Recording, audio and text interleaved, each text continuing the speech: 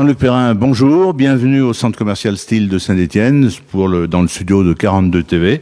Vous êtes le nouveau président de la FDSEA, je pense qu'on va expliciter le style, Fédération départementale des exploitants agricoles de la Loire. Je n'ai pas dit de bêtises. Bonjour, juste vous avez bien un mot, c'est Fédération FDSEA, c'est Fédération départementale des syndicats d'exploitants agricoles. C'est-à-dire que c'est une fédération, et puis comment c'est organisé justement sur le plan géographique? C'est organisé pyramidal. C'est pyramidal. Il faut savoir que la base, c'est les FDSEA. Oui. Mais la priorité pour avoir une FDSEA forte, il faut une base forte. Et la base, c'est nos agriculteurs. Donc on part de la commune. Après, avec des syndicats cantonaux. D'accord. On a fait le choix de garder les anciens cantons pour l'instant. Après, qui émane un conseil d'administration départemental. Et c'est là qu'on vote le bureau et notamment le président à ce niveau-là. Donc je suis le président de la FDSEA de la Loire.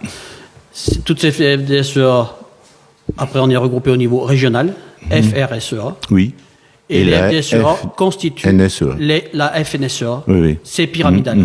Alors évidemment, sur le plan géographique, notamment dans notre département, il y a une zone dans laquelle nous sommes actuellement le sud.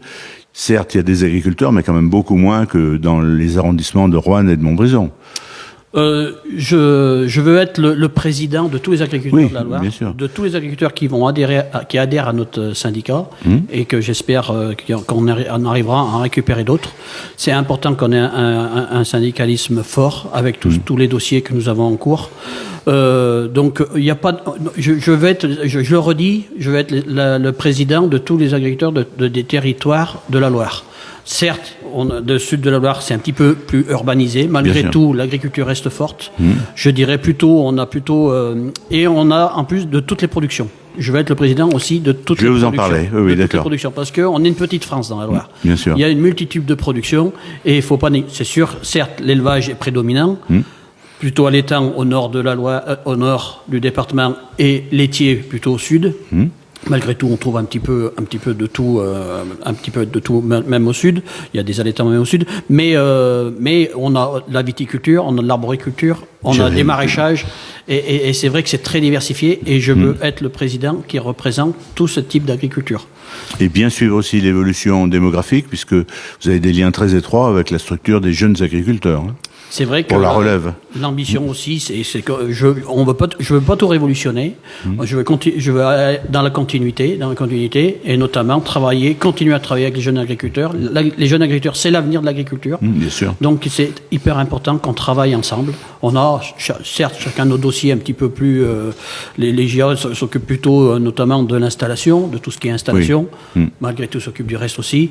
Et puis nous, c'est vrai que le principal enjeu, c'est le renouvellement des générations.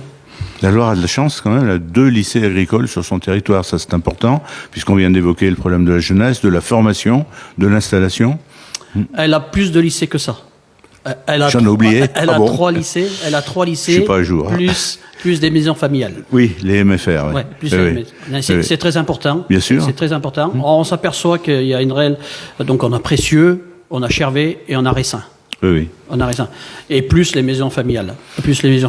On s'aperçoit que les classes se remplissent. Alors c'est de bonne augure. C'est important. La courbe démographique, elle est là. On sait que dans 10 ans, il y aura plus de la moitié des agriculteurs qui seront partis à la retraite. Donc on s'y prépare. Ça fait quelques années qu'on s'y prépare, mais malgré tout, c'est un gros challenge. Nous sommes un département qui installons beaucoup encore. On est à plus de 100 installations aidées par an. On est dans les premiers départements de la région Aura, voire peut-être dans les top 10 au niveau national. Donc il faut continuer sur cet élan. On veut surtout, il faut qu'on fasse attention, il faut qu'on ait des installations viables et vivables et dans la durabilité. Bien sûr. Dans la durabilité, c'est ce sur quoi on s'attache, qu'on travaille. C'est très important. Quand on voit des reportages télévisés, on observe une certaine féminisation. Est-ce qu'elle est présente aussi dans notre département ? C'est vrai que dans le cadre de ce renouvellement. C'est vrai quand il y a une certaine féminisation, c'est très bien, hein, c'est très bien. Il n'y a pas de sujet là-dessus. Il y a pas de sujet là-dessus. Longtemps, la Fédération nationale a été présidée par une femme aussi. C'était plus que symbolique.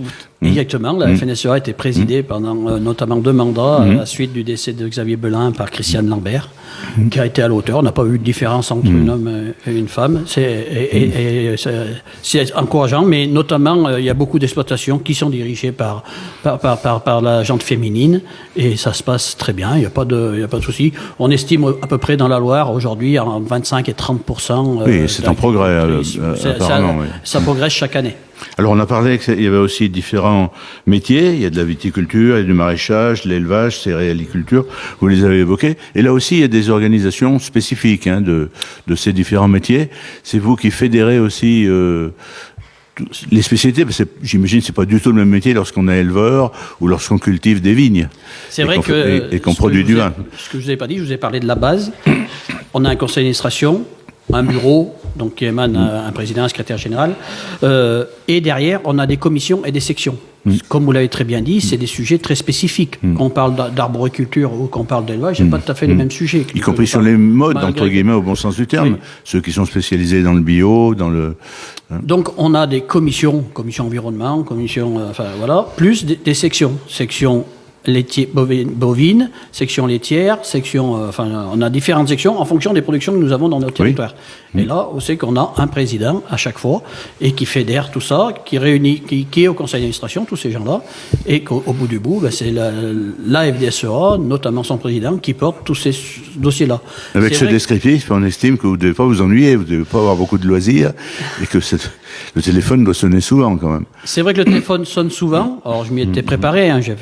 Vous étiez vice-président, hein? Non, j'étais secrétaire général. Pardon. Vous étiez déjà dans le bureau. J'étais secrétaire général, donc on créait un bon binôme avec Gérard. Donc je savais, avec Gérard Gallo, mon prédécesseur, qui a fait 12 ans au passage de présidence à la FDSEA de la Loire. C'est pas rien. Oui. Et c'est vrai que j'ai fait 2 mandats avec lui en tant que secrétaire général. Ce que je veux vous dire, c'est que c'est vrai que le président, il faut qu'il soit au courant de tous les dossiers. Mais mon ambition, c'est pas que je porte tous les dossiers. Mais d'avoir des bons référents, quoi. Ce sur quoi je me suis attaqué avant d'être élu président, c'est de construire une équipe. Et ça fonctionne que comme ça. C'est pas qu'un seul homme. C'est pas qu'un seul homme. C'est des hommes et des femmes derrière qui sont derrière moi et qui portent les dossiers. Et c'est eux qui portent les dossiers. Certes, le président, comme je vous le dis, il faut qu'il soit au courant parce que des dossiers. Mais malgré tout, qui connaissent les dossiers, mais malgré tout, c'est une équipe qui porte tous ces dossiers-là. Est-ce que vous siégez à la Chambre d'agriculture du département ? Pour l'instant, je ne suis pas élu à la Chambre d'agriculture. D'accord, mais vous avez des contacts fréquents, j'imagine, avec la structure consulaire, quoi. Oui, on travaille ensemble. Je vais être invité au bureau de la Chambre d'agriculture en tant que président de la FDSEA de la Loire. Alors aujourd'hui, on parle beaucoup, et le grand public, je pense, s'y intéresse et s'en inquiète un petit peu, d'un certain nombre de défis climatiques. On voit beaucoup de reportages. Puis alors, il y a des catastrophes. Par exemple, dans le sud, il y a eu des chutes de grêle, et j'ai vu à la télévision avant-hier un viticulteur, pratiquement tout était détruit. Il y a eu les polémiques autour des bassins d'eau. Là aussi, il y a aussi des gens qui sont un petit peu excités au niveau d'écologistes extrêmes. Est-ce qu'aujourd'hui, les agriculteurs, comme les bouchers, sont parfois pris comme cible, notamment si vous êtes éleveur? Est-ce qu'il y a des critiques aujourd'hui? Comment avez-vous reçu, par exemple, c'est pas forcément son métier, mais le conseil de la Cour des comptes? On est un petit peu surpris, qui parle budget, qui parle inflation, c'est logique, mais qui donne des leçons d'élevage bovin, c'est étonnant, non? Ouais, vous avez plusieurs choses sur ce que vous venez de m'interpeller. C'est vrai que par rapport au changement climatique, le changement climatique, il est là. C'est une réalité. Donc, et notamment, nous, la profession de l'agriculture, on fonctionne en fonction du climat, quoi. Trop d'eau, pas assez d'eau. Donc, il y a longtemps qu'on s'adapte à tout ça. Mais là, le changement climatique s'accentue depuis quelques années. C'est comme ça que je vais le résumer. Donc, là-dessus, on a fait un gros travail. Et notamment, par le biais du président de la République, où c'est qu'on a fait le Varenne de l'eau. Le Varenne de l'eau, qui a 3 sujets essentiellement là-dessus.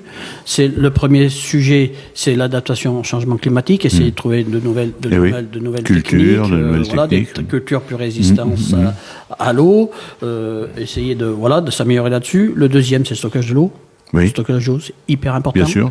Nous demandons, le monde agricole, pas qu'on utilise l'eau à 100% pour l'agriculture, mais il faut à tout prix, quand on tombe en excédent ces jours, il en est tombé, on en aurait stocké rien que 10-12 une petite vingtaine Bien de sûr, pourcents, oui, oui. eh ben, ça nous ferait des réserves pour permettre d'irrigation. Et même, ce qu'on oublie souvent, c'est vrai que l'irrigation, c'est primordial. Hein, c'est primordial. On a de forts atouts au passage dans le département de la Loire, hein, où c'est qu'on a le fleuve Loire qui traverse du sud au nord de la Loire, et c'est pas rien. Et des affluents aussi, oui. Et des affluents de chaque côté, avec le canal du Forêt qui a été construit sous Napoléon. Donc, et ça, c'est des gros atouts. Tous les départements ont pas ça. Donc, il faut qu'on l'utilise à bon escient. On dit, je le redis, on ne veut pas la réserver que pour nous, Et puis, on a des montagnes de chaque côté, où là, c'est qu'on a des bassins versants, et c'est là qu'on pourrait faire des retenues collinaires. Donc, si on essaye, et le but, c'est qu'on essaye de travailler tous ensemble avec les collectivités locales, avec les élus, avec le département, la région, faire ça de l'autre côté, les intercommunalités. Mais malgré tout, il faut qu'on arrive. Aujourd'hui, un dossier de retenue collinaire, pour monter le dossier, il faut 5 ans. Il faut 5 ans. En Allemagne, et il faut à la 2 vitesse, ans. 2 ans après, la retenue elle est faite. Donc, avec tous nos détracteurs qui sont là derrière. Et, tout. Donc, et la troisième chose, c'est la recherche. Il faut à tout prix qu'on travaille la recherche, qu'on travaille sur la recherche, et notamment les nouveaux équipements d'irrigation. La recherche dans la génétique, des plantes. C'est que là aussi, on a fait d'énormes progrès. Et pour finir, ce que j'ai oublié de dire pour le stockage de l'eau, c'est que le stockage de l'eau, il y a aussi l'abreuvement des animaux.